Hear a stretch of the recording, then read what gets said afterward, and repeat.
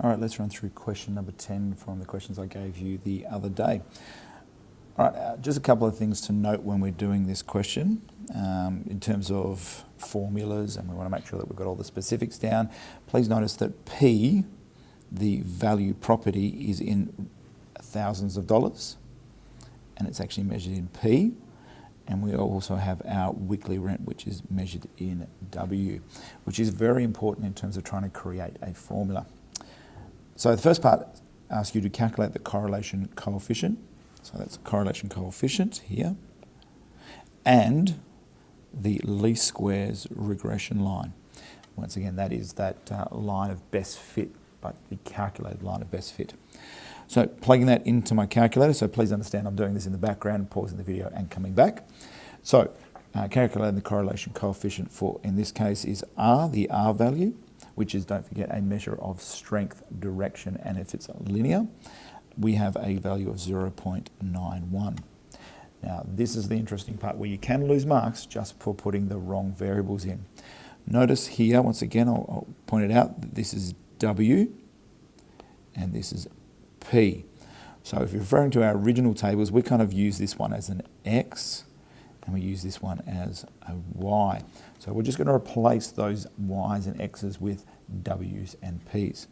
So for our formula, we end up with W is equal to, now I'm going to go to 3 decimal places for the gradient, but I'm going to go to 2 decimal places for the y-intercept. So we get 0.861 P, once again that's the replacement for our X, plus 73.84, and there's our line of regression. Now if you're wondering where the marks are coming from, I won't do this with every part, but just so you're aware, correctly calculates the correlation coefficient, boom, correctly calculates the values for the least squares regression line, which is here and here. That's 1 mark, and they're using the correct variables is your other mark as well. So there's 3 marks in total. All right, moving on to part B now. In the context of this question, so straight away we know that they're talking about the real life example of what's actually happening. Interpret the gradient. Now, once again, we've got to remember that this one is the gradient is attached to P. Now, P is being measured in thousands of dollars. Our previous example that we've worked on, for every 1 that P increases by, W increases by 0.861. But because we're measuring P in thousands of dollars, it's for every $1,000 for every $1,000 P increases by W, which in this case is our weekly rent, increases by 86 cents. Once again, putting this into context, I'm not going to say 86.1 cents, I'm just going to put it to 2 decimal places. All right, let's move on to part C now, which is calculating, getting a residual from our values. Now we do need our predicted line for this, and now hopefully you've already done this on your calculator. Remembering when we're calculating, we go to calc linear reg, regression linear reg, and then you make sure that you copy the formula into Y1 and also calculate the residuals and input those into list 3. So you don't actually have to do that any other way, so it's already calculated for you. But for those people that didn't do that, but we've got the formula, remembering that the formula from the previous example, or from the previous page, W is equal to 0.861 P plus, and I'm just going to make sure I get this number right, I think it was 73, that's a bad 3, let's do that one again. 73, was it 0.81 I think it was? 0.84, sorry. 0.84. Now that, remembering, is our predicted value. So what we, to get our residuals, I'm going to write that calculation down as well. Residual equals our actual minus our predicted. All right, so in terms of our, they're looking at determine the residual for the 10th suburb. That's the 10th suburb. To get that value, using, once again, hopefully you've still got the score or the predicted line saved into Y1, so you can actually reference that. But to calculate the predicted score for the 10th suburb, we're going to ignore the median weekly rent, which in this case is $575. We're going to input the median property value for P. Now the median property value for P at the 10th suburb is 585. Now putting that value into my calculator, we end up with a value of 577.525. Now remember, this value here references our predicted value. Our actual value for that one is, referencing the table from the top, 575. So I am going to go 575 minus 577.525. Now hopefully you can recognize that one straight away. That is actually going to give you a negative result. So that's going to be negative 2.525. Now that's at 575. So I will do this in a nice bright colour in green. So I reckon so there's about 550 there. So 575 about there. Now I need to go just below the line at negative 2.525. So I'm going to say it's around about here. Okay. So that's how you get that residual there. Moving on now to part D. State a conclusion that can be drawn from the residual plot. Now, remembering when we're looking for a residual plot, we're trying to determine whether or not the model, the linear model that we're using, is an appropriate model. So things we're looking for in a residual plot is we're looking for there is no clear pattern in the residual plot. If there is a pattern, then we probably should have chosen a different model. Now, if you look back at your residual plot on the previous example, there was no clear pattern. So we can just clearly state it is appropriate to use a linear model as there is no clear pattern in the residual plot. There you go. That'll do for there. Okay. So moving on to the next part. Once again, really need you to make sure that you're using your predicted value and you've copied it across into graph and table for the next part. The predicted value rent for the property was calculated to be $612. Now, this is actually going the other way. This $612 is referencing W, not P, which was the common mistake for the exam. So if we look at our, once again, our rule, it was W, I'll write it a bit smaller, 0.861, W, oh sorry, that's P, plus 73.84. Now in this case, we're actually going to input W instead of P and work backwards to actually calculate our P value. So what I mean by that is if I was to write this out in algebraic form, I'm going to 612 is 0.861 P plus 73.84. Now I can actually write that equation in my numSolve and actually ask the calculator to determine the P value for me. The other way of doing it is to actually put it into your predicted value. Now in this case, we're going to go for an X calculation rather than a Y calculation because we want an X value given a Y value. I know we're using W's and P's, but remember we interchange those for X's and Y's. So you put that in your calculator, put the predicted value or potentially even that formula there, you end up with P is equal to 625.04. Now I'm actually using this formula that I created. If you use the predicted value from your calculator, I think it's around about 624.9 something. So the value is actually pretty close, even though I've used a slightly less accurate value.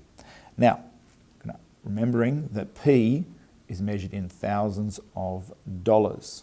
So we need to multiply this result by $1,000 to get our overall result.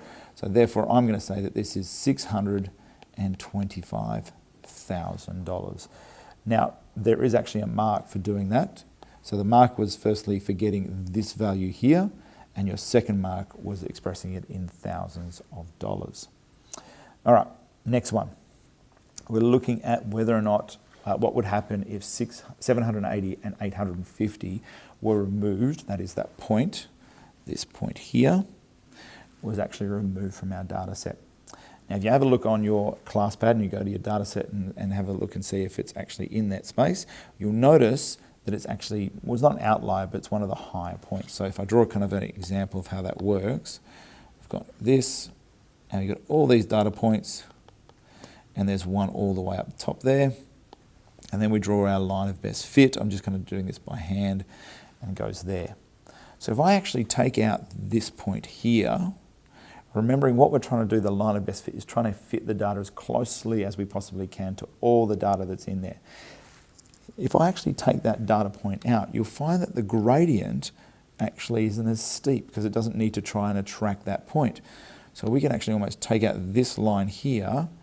I'll just draw those points in again, dot, dot, dot, dot, dot, dot, dot, dot, and this guy here, ignoring that one, we're kind of going to get data going like that. So the gradient isn't as steep. Therefore, what we're actually finding is that the gradient is decreasing.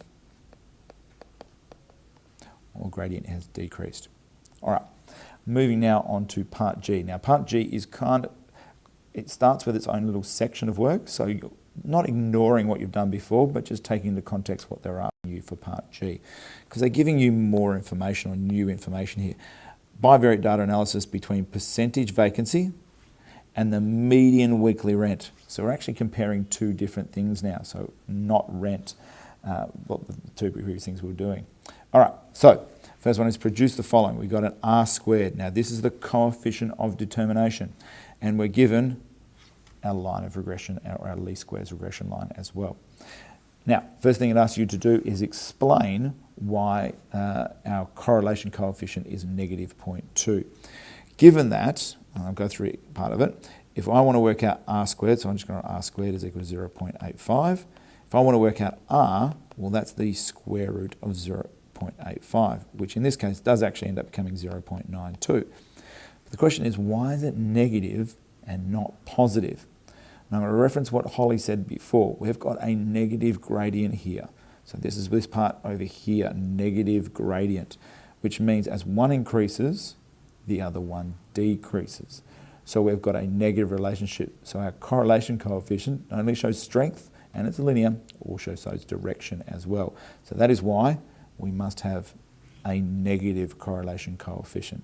So to explain that, to explain why we have a negative result there, it's because, or therefore, or not really therefore, I'm going to write because our gradient is negative. All right, so there is the reason why we've got negative 0.92, and the 92 once again just comes from the square root of 0.85. Part H, very interesting what Part H is actually referencing here. What we're doing is now we're actually comparing whether or not we should use the vacancy rate, let's just highlight that, the vacancy rate, or should we use the property mean value as the best way to predict values. The easiest way to tell which one we're going to use is which one has the better correlation coefficient, which one has the better strength. Now, looking at this one here from the answer above, we've got 0.92.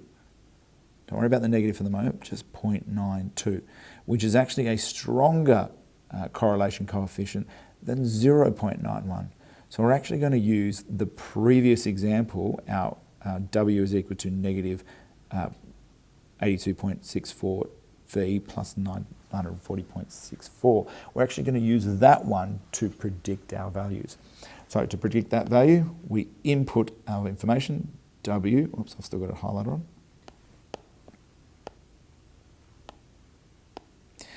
W is equal to negative 82.64V plus 940.64, and we are going to input for vacancy rate 4.1%.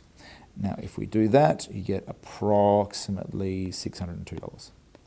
And once again, that is a better prediction because we have an RVW rate, or a correlation coefficient for the vacancy percentage rate versus the weekly rent, and that is equal to negative 0.92, which is a better correlation coefficient than 0.91, even though it's negative versus positive. All right, moving on to our next one now, last parts of the question. Part I now. We're still using the previous example, that least squares regression line, which I might write up here actually, which was, I'm just going to make sure I get it right. W is equal to negative 82.64. That is on V plus 940.64. We're still using that one for the next one as well. Calculate expected change in the weekly rent. Now it's asking for the change in the weekly rent. It's not actually asking for the overall value of it. So you could actually do it a number of different ways, but the easiest way, we're talking about the change in it. What changes our linear line? Well, that's the gradient. The gradient is a description of how much one changes by the other. But this time we're only doing 0.4%, so we're not doing a full one. So we're just doing 0.4. So to figure out how much it changes by, nice and easy, negative 82.64 times 0.4, which is that 0.4%. Now that should give you negative $33.06. So once again, we're talking about the amount it changed, or the expected change if it changes by 0.4. So the gradient determines how much it changes by. If it changed by 1, which is 1%, it would change by 82.64. If it changed by 0.5%, that would be half the gradient. But in this case, it changed by 0.4, so just multiplying those. Now you could say, if you wanted to, it decreased by $33.06, but I'm happy with what it is at this stage, at negative. So negative actually does show that it's decreased. All right, last part. Comment on the statement, it is clear both property price and vacancy rate will cause, notice I highlighted that word there, cause changes to the median weekly rent. Justify your answer. Well, mark number 1, the comment's incorrect. Okay, there actually is no clear association for that one. So that comment is actually incorrect, or if you want to say, it is false. Okay, we talked about causation quite a lot. Just because one thing happens because of this doesn't mean they're directly causing one to happen. So causation, cause has not been established.